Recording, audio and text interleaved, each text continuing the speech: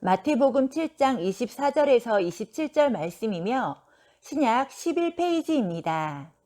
그러므로 누구든지 나의 이 말을 듣고 행하는 자는 그 집을 반석 위에 지은 지혜로운 사람 같으리니 비가 내리고 창수가 나고 바람이 불어 그 집에 부딪히되 무너지지 아니하나니 이는 주추를 반석 위에 놓은 까닭이요. 나의 이 말을 듣고 행하지 아니하는 자는 그 집을 모래 위에 지은 어리석은 사람 같으리니 비가 내리고 창수가 나고 바람이 불어 그 집에 부딪히매 무너져 그 무너짐이 심하니라. 아멘. 우리가 일반적으로 집을 지을 때 중요한 요소들이 있습니다. 이를테면은 좋은 설계도, 그 다음에 좋은 자재, 그 다음에 좋은 일꾼들이 서로 잘 조화를 이루어서 유기적 관계 속에서 이제 집을 지으면은 그 집을 잘 지을 수가 있는 것이 아니겠습니까? 그래서 집을 짓는 사람이 집을 잘 지으면은 사는 사람이 편할 것이고, 집을 짓는 사람이 집을 대충 엉망으로 짓게 되면은 사는 사람이 불편할 수가 있습니다. 그러므로 집을 지을 때는 남이 사는 집을 짓듯이 짓지 말고 내 집을 짓듯이 지으면은 좋을 듯 싶습니다. 신앙의 집도 마찬가지입니다. 신앙생활은 여러분 우리 자신을 위해서, 자기를 위해서 하는 것이 아니겠습니까? 그러므로 할 수만 있다면은 좋은 자재로 내 집을 짓듯이 또 신앙의 집도 잘 지어야 될 줄로 믿습니다. 자, 오늘 본문의 말씀을 좀 이해하려면은 우리가 이스라엘의 지형, 이스라엘의 일기를 좀 이해할 필요가 있다고 생각됩니다. 유대 나라에는 우리같이 여름에는 비가 많이 오지 않습니다. 비가 언제 오는가? 겨울철에 옵니다. 겨울철에 오는 비를 이른 비라고 하고, 봄에 오는 비를 늦은 비라고 합니다. 밀과 추수를 거두기 전에, 그러니까 밀, 추수는 보통 이제 5, 6월 달에 거두지 않습니까? 그래서 그때 오는 비를 일컬어서 늦은 비라고 말을 합니다. 그리고 그 사이에 짬짬이 가끔씩 큰 비가 내릴 때도 있습니다. 큰 비가 내릴 때는 단시간에 집중적으로 샥 하고 아주 폭우가 쏟아지는데, 이때 그 비를 일컬어서 와디라고 합니다. 와디. 이때는 건천, 마른 강들도 갑자기 불어난 물로 인해서 순식간에 바싹 마른 건천인데, 그 비로 인해서, 와디로 인해서 큰 강물이 흘러서 막 갑자기 막 이렇게 큰 강물이 막 폭포수같이 막 쏟아져서 이제 내를 이루면서 흘러가는 것입니다. 예수님은 그것을 오늘 본문에 무엇이라고 비유했냐면은 창수라고 비유했습니다. 창수. 그러니까 홍수가 나서 물난리가 난다, 이런 뜻입니다. 그리고 큰 비가 내릴 때는 지중해 쪽에서 이제 거센 바람이 막 불어옴으로 인해서 이 비가 더 강력하게 쏟아지게 되는 것입니다. 그러나 아무리 위에서 폭포수 같은 비가 쏟아지고 땅에서 창수가 났고 옆에서 바람이 거세게 분다 할지라도 끄떡하지 않는 집이 있습니다. 바로 기초를 반석 위에 지은 집입니다. 우리 신앙의 집도 반석 위에 지은 집이 되어야 될 줄로 믿습니다. 이 반석은 페트라라고 하는데, 지금도 여러 데 가면 페트라가 있지요. 이 페트라라고 하는데, 페트라는 반석 바위라는 뜻입니다. 그러니까 예수님께서 베드로를 만난 뒤에 베드로의 새 이름을 지어주죠. 원래 베드로의 이름은 시몬입니다. 시몬. 그런데 베드로에게, 시몬에게 페트라, 베드로라는 반석이라는 새 이름을 지어주지 않습니까? 여러분, 이 영적으로 신앙에 반석되는 것도 굉장히 중요합니다. 오늘 말씀을 듣는 모든 성도님들 10년 가운데 오늘 이 반석 같은 은혜가 있기를 바랍니다. 자, 그런 맥락에서 오늘 본문 다시 한번 24절에서 27절에 있는 말씀을 다 같이 한번 크게 읽도록 하겠습니다. 그러므로 시작. 그러므로 누구든지 나의 말을 듣고 행하는 자는 그 집을 반석 위에 지은 지혜로운 사람 같으리니 비가 내리고 창수가 나고 바람이 불어 그 집에 부딪히되 무너지지 아니하나니 이는 주철을 반석에 놓은 까닭이요. 나의 말을 듣고 행하지 아니하는 자는 그 집을 모래 위에 지은 어리석은 사람 같으리니 비가 내리고 창수가 나고 바람이 불어 그 집에 부딪히매 무너져 그 무너짐이 심하니라. 아멘. 사랑하는 성도 여러분, 오늘 예수님께서 왜 이 말씀을 하셨을까요? 사실 오늘 본문의 말씀은 마태복음 5장서부터 시작되었습니다. 이 7장에 있는 이 말씀은 마태복음 5장, 6장, 7장 이렇게 3장에 걸쳐서 일명 산상수훈의 말씀 중에 그 중에서 마지막 끄트머리에 마지막 이제 비유를 하고 이제 7장이 마무리되게 되는 것이지요. 오늘 말씀을 정리하자면은 금방 읽었던 이 말씀을 정리해 보면은 예수님께서 이제 제자들에게 또 성도들에게 이렇게 말씀을 하면서 너희가 아무리 천국 복음의 말씀을 들었다 할지라도 듣는 것이 문제가 아니라 듣고 행하지 않으면은 실천하지 않으면은 아무런 소용이 없다는 말이에요. 그 듣고 행하라는 얘기, 듣고 행하지 말라는 얘기예요. 듣고 행하라는 얘기죠. 히브리서 4장 2절 말씀해 보면은 그들과 같이 우리도 복음 전함을 받은 자들이나 들은 바 그 말씀이 그들에게 유익하지 못한 것은 듣는 자가 믿음과 결부시키지 아니함이라 그랬습니다. 말씀을 듣는 것이 문제가 아니라 들은 것이 믿음의 엔진을 각 장착해서 같이 돌아가야 된다는 얘기예요. 아멘. 특히 그 중에서 앞부분 15절 말씀 이하에 보면은 말세의 특징 중에 영혼을 좀먹는 극성스러운 이단들의 특징에 대해서 예수님께서 말씀하셨습니다. 그러니까 오늘 예수님께서 반석 위에 지은 지혜로운 사람의 이 비유의 말씀 전에 바로 직전에 어떤 말씀을 하셨냐면은 이단들의 특징, 말세 영혼을 성도들의 또 사람들의 영혼을 좀먹는 이 이단들의 특징에 대해서 몇 가지 지적을 하셨는데 그 중에서 15절에 보니까 거짓 선자들을 삼가라. 그들은 양의 옷을 입고 너에게 나오나 속에는 노략질하는 일이라 그랬습니다. 양의 탈을 쓴 일이라는 거예요. 그럼 양의 탈을 썼으니까 양이에요, 일이에요? 일이겠죠. 실상은 일이라는 것이지요. 누가? 거짓 선자들이 그렇다는 얘기입니다. 그리고 19절에 보니까 그들의 특징은 못된 열매를 맺는다는 거예요. 또 21절에 보면은 입으로만 주여 주여 한다는 거예요. 입으로만. 23절에 보면은 예수님께서 구역질 나는 말씀으로 이런 말씀을 합니다. 한번 23절 다 같이 한번 읽어볼까요? 시작. 그때 내가 그들에게 밝히 말하되 내가 너희를 도무지 알지 못하니 불법을 행하는 자들아 내게서 떠나가라 하리라 그러시오. 내게서 떠나가라. 너희들은 나와 상관이 없는 자라는 것이지요. 그들은 잘못되고 거짓된 사상 위에 집을 지었기 때문에 심판날에 하나님의 심판을 피할 수가 없다는 말씀입니다. 결국 심판날에 찍혀서 꺼지지 않는 지옥불에 던져질 자들입니다. 이런 자들이 한 사람도 우리 가운데는 없기를 바랍니다. 예수님께서 제자들과 함께 어느 날 가이사랴 빌립보 지방에 가시게 되었습니다. 가실 때에 제자들에게 이렇게 묻지요. 사람들이 나를 일컬어서 누구라고 하느냐 이렇게 물었더니 제자들이 이런저런 대답을 하지요. 더러는 세례요한, 더러는 엘리야, 더러는 예레미야나 선지자 중에 하나라고 합디다 이렇게 대답을 했습니다. 예수님께서 또다시 제자들에게 묻습니다. 그렇다면 너희는 나를 누구라고 하느냐 이렇게 물었을 때 베드로가 주는 그리스도시요 살아계신 하나님의 아들이십니다. 딱 고백을 하지요. 그때 예수님께서 이렇게 말씀을 하셨습니다. 바요나 시몬아 내가 복이 있도다. 이를 내게 알게 하니는 혈육이 아니라 하늘에 계신 내 아버지시니라. 또 내가 내게 이르노니 너는 베드로라. 베드로라. 내가 이 반석에 내 교회를 세우리니 음부의 권세가 이기지 못하리라 그랬습니다. 이 페트라, 이 반석이라는 이 고백, 베드로가 고백했던 그 고백이 반석 같은 고백이 너는 이 반석에다가 내 교회, 이 반석에 누구의 교회? 예수님의 교회를 세우게 될 것이라는 얘기지요.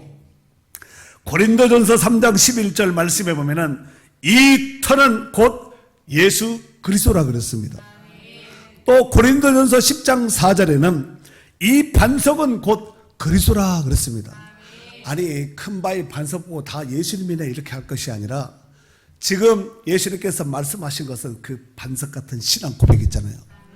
일찍이 다윗도 시편 18편에 보면은 주는 나의 반석이라고 요새라고 이렇게 고백하지 않았습니까? 아니 그 돌덩이를 얘기하는 것이 아니라 주가 반석이란 얘기예요. 이러보건대 이 땅 위에 세워진 모든 교회들의 영원한 터는 바로 반석 대신 예수 그리스도인 줄로 믿습니다. 바로 그 터 위에 우리 교회가 세워진 겁니다. 아멘 아멘.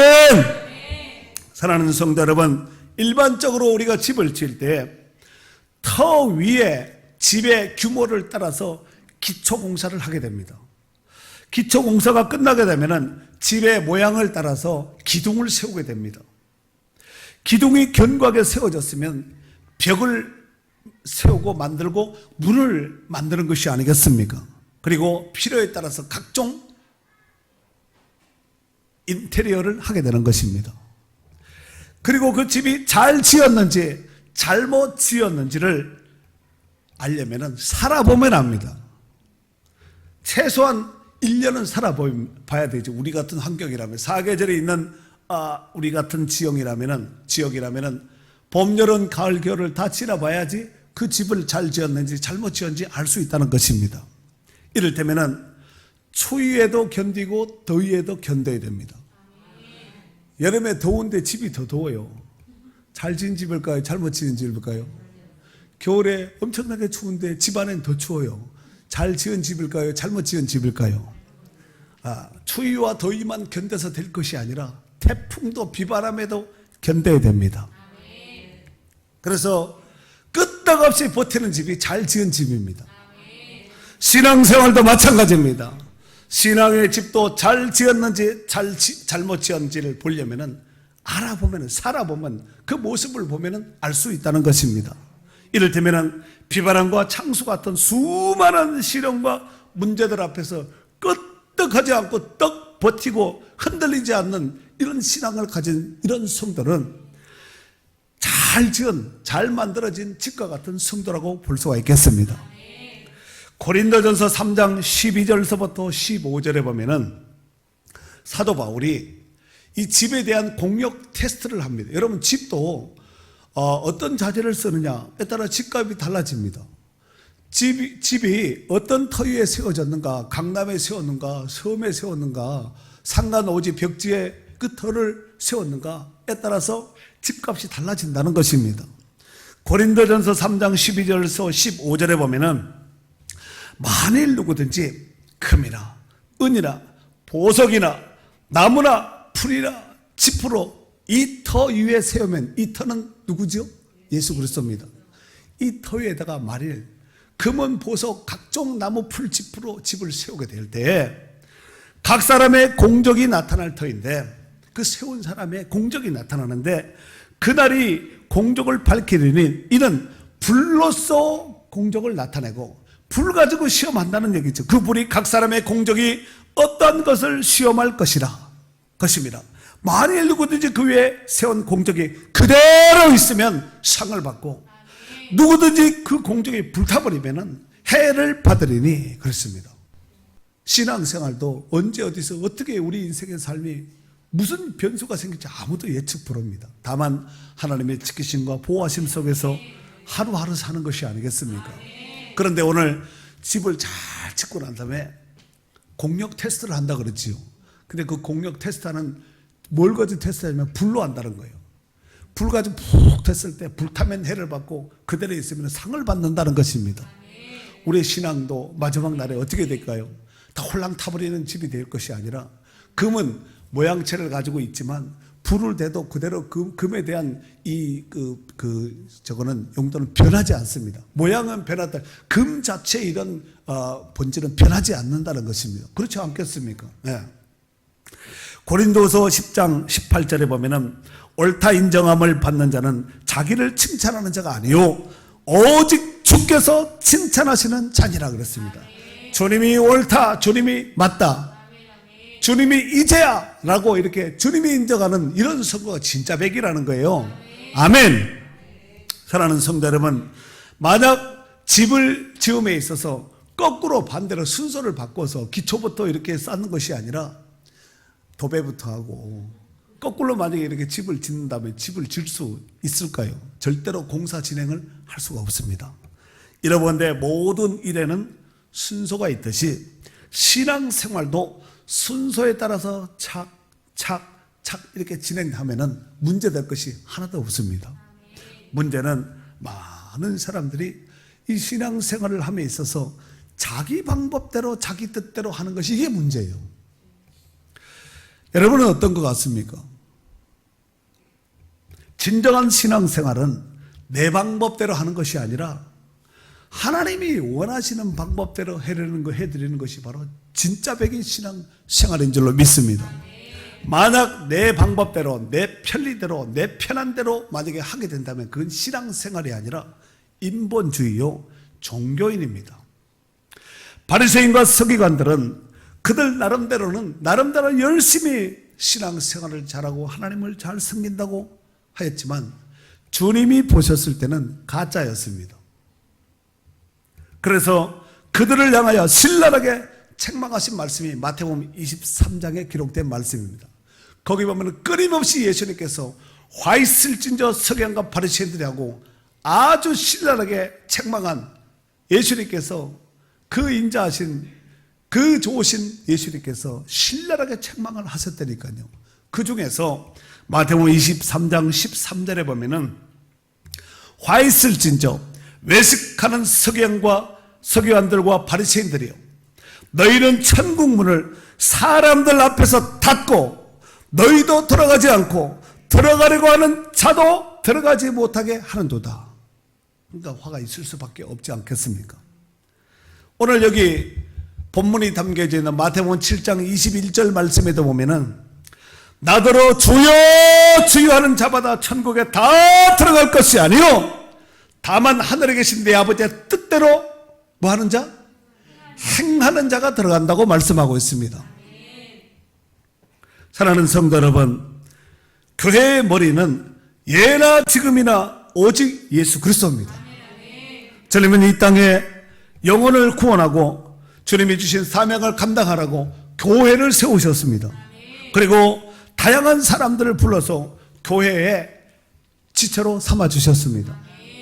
에베소서 4장 11절과 12절 말씀에 보면은 그가 예수님이 어떤 사람은 사도로, 어떤 사람은 선지자로, 어떤 사람은 복음 전하는 자로, 어떤 사람은 목사와 교사로 삼으셨으니 왜 삼아줬는가? 이는 성도를 온전하게 하여 봉사일을 하게 하며 그리스도의 몸을 세우려 하심이라 그랬습니다.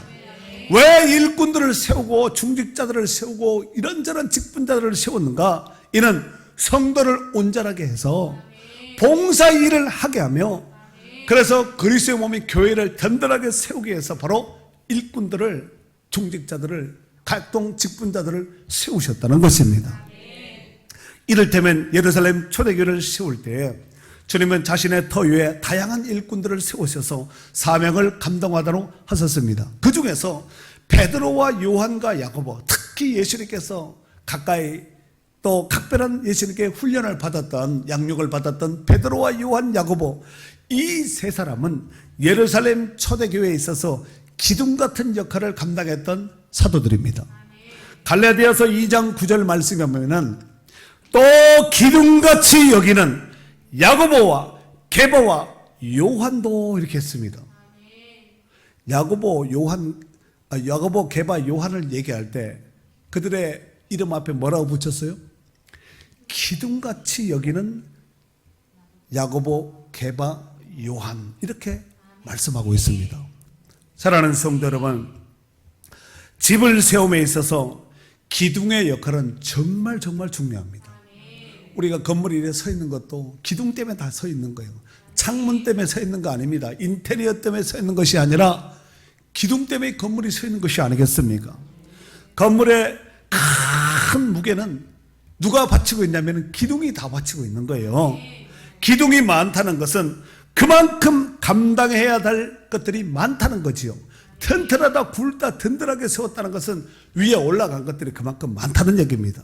마찬가지로 교회를 세움에 있어서도 터 되시는 예수 그리스도 위에 세움받은 기둥 같은 일꾼들의 역할이 정말 중요합니다.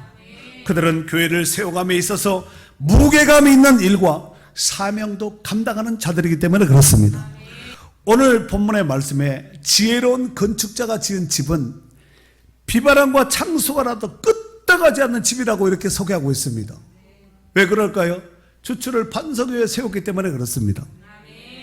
비바람과 창수로 인하여서 저는 코로나 이후로 어떤 느낌을 받냐면은 기둥 뿌리가 흔들흔들 할 정도로 뭐 뽑혀지는 이런 뽑힌 느낌도 받을 때가 있습니다. 그래서 어떤 때는 기둥감을 너무 약하게 세우지 않았나 하는 이제 이런 생각도 드는 거예요. 혹시 이런 느낌은 저만 느끼는 느낌일까요? 여러분도 공감하면서 느끼는 느낌일까요? 우리가 하나님 앞에 다 부족한 중에 세움을 받아서 직분을 받고 사명을 감당하고 있습니다. 그렇다면 자기가 부족한 것을 안다면 최선을 다해야 되지 않겠습니까? 사력을 다해야 되지 않겠습니까? 저는요, 제가 이 설교 어제 다 준비하고 마지막 기도하거든요. 설교 준비 다 손 딱 놓고 딱 원고 놓고 마지막 기도합니다. 하나님, 내일 들을 수 있는 성도들 보내주세요. 그리고 하나님, 이 말씀이 양식이라 했는데 저는 양식 정도가 아니라 저는 피 짜서 먹이겠습니다. 좀 그런 심령으로 기도했어요. 피는 누가 필요해요? 죽느냐 사느냐, 이 사람에게 필요한 것이 피가 아니겠습니까? 지금 코로나 이후로 지금 혈액을 보관하는 혈액원에서 피가 모자란다는 거예요. 이때 만약에 대형 사고 몇 건 나면은 피 공급이 안 되면 어떻게 되겠어요? 우리나라에서 조달이 안 되면은 외국 피 수입해 와야 되거든요. 그 피가 얼마나 비싸겠어요? 피가 물이 아니에요. 물 수입하듯이 하자는 거예요. 피가 온다는 것은 생명이 온다는 얘기거든요. 저는요, 피자 먹이듯이 그렇게 말씀을 준비하고 그렇게 기도하고 섰습니다. 우리가 정말 부족한 중에 세움을 받았다면 정말 최선을 다하셔야 됩니다. 자기 일에 있어서 직무유기하면 안 되고 최소한 세워지고 부름을 받고 임명을 받고 또 사명을 맡았다면 최소한 자기 일에는 근실하고 성실하게 해야 되지 않겠습니까? 여러분 어떻게 생각하세요? 그리고 신앙생활에 있어서 가장 기초와 기본은 예배입니다. 예배 없는 기독교 신앙, 예배 없는 신앙은 꽝입니다. 하나님은 예배하는 거 얼마나 기뻐해요. 이렇게 예배하는 자들을 찾는다고까지 말씀하지 않았습니까? 오늘 찾아오신 그 예수님, 찾아오신 성령님, 찾아오신 그 하나님을 기쁘게 해야 되지 않겠습니까? 그리고 최소한 직분자라면은, 초신자 얘기하는 거 아니에요. 직분자라면은 최소한 정규 예배 시간만은 확실하게 하셔야 됩니다. 너무 과한 부탁인가요? 신명기 30장 11절 말씀에 보면은 내가 오늘 내게 명령한 이 명령은 내게 어려운 것도 아니요 먼 것도 아니라 그랬어요. 하면 할 수 있다는 거예요. 하나님 우리의 체질을 모르셔서 어려운 부탁 우리 보고 무슨 뭐 별 따와라 달나라 다녀와라 이러지 않잖아요. 하나님이 할 수 있는 거, 우리의 체질과 우리의 형편을 아시는 하나님께서 우리가 할 수 있는 것을, 해야 될 것을 부탁한 것이 아니겠습니까? 사랑하는 성도 여러분, 세상이 아무리 난리의 소문이 흉흉한 소문이 돈다 할지라도 우리는 기본 원칙을 지키며 우리가 해야 될 사명을, 우리가 해야 될 일들을 내가 아니면 안 될 그 일은 반드시 내가 해야 되지 않겠습니까? 제가 오늘 여기 안 서보면 어떻게 되겠어요? 누군가가 서겠죠. 그러나 저같지는 않을 거예요. 그렇지 않겠습니까? 이건 죽으나 사나 제가 해야 될 일이기 때문에 사명에 제가 서는 거예요. 언제까지 모든 것이 다 해결된 뒤에, 모든 것이 끝난 뒤에 하겠다고 이렇게 바라보고 관망하고 이렇게 바라보고 있다면 언제 무슨 일을 하겠어요? 여러분 날씨 춥다고 날씨가 덥다고 회사 직장 출근 안 해요?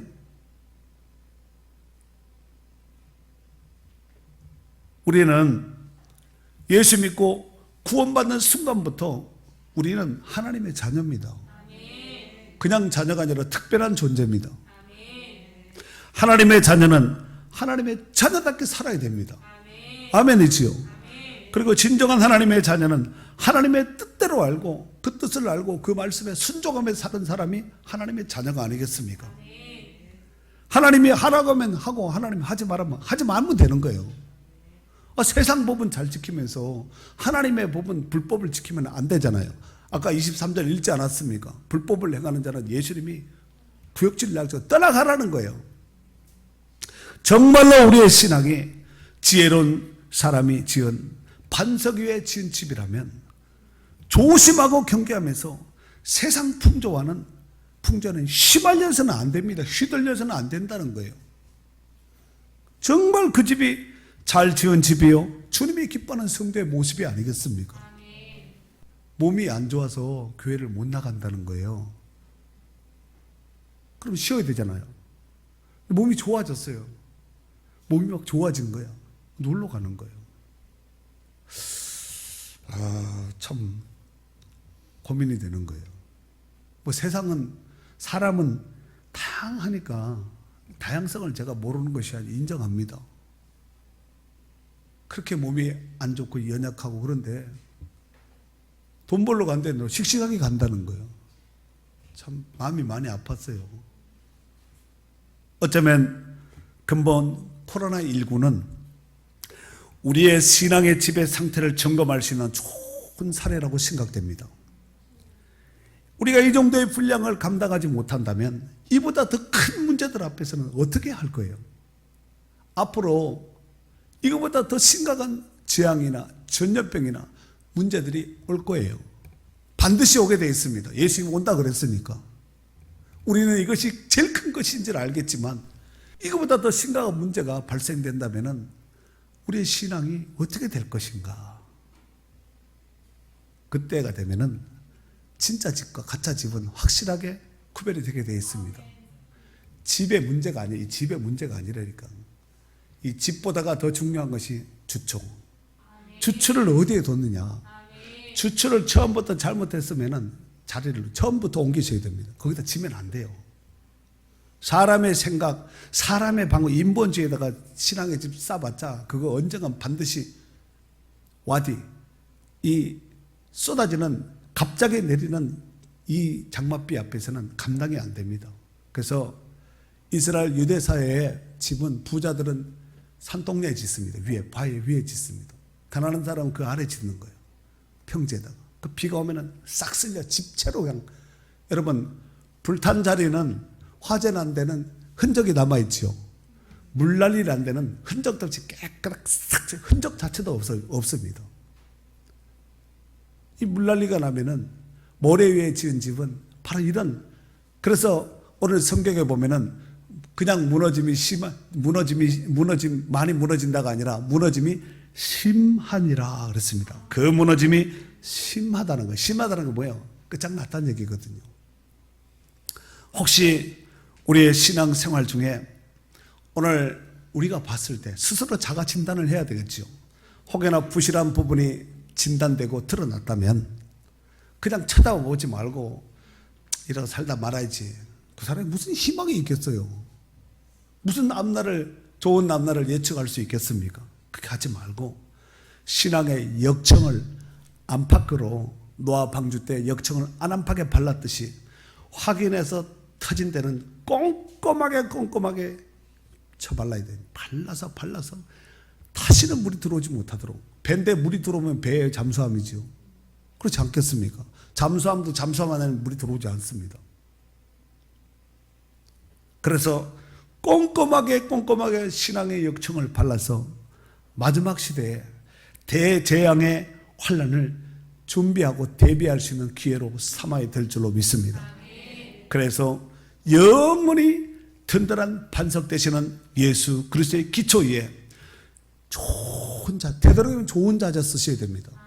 돈이 많이 들어서 그렇지. 좋은 자재인 헌신과 순종과 봉사와 충성을 포함한 각종 재료를 사용하여서 남의 집을 짓듯이 하지 말고 내 집을 짓듯이 잘 짓고 잘 지어서 이 신앙의 집 잘 지어야 됩니다. 그래서 주님이 칭찬하시고 주님이 인정하시는 축복된 성도들이 될 수 있기를 주의 이름으로 축원합니다.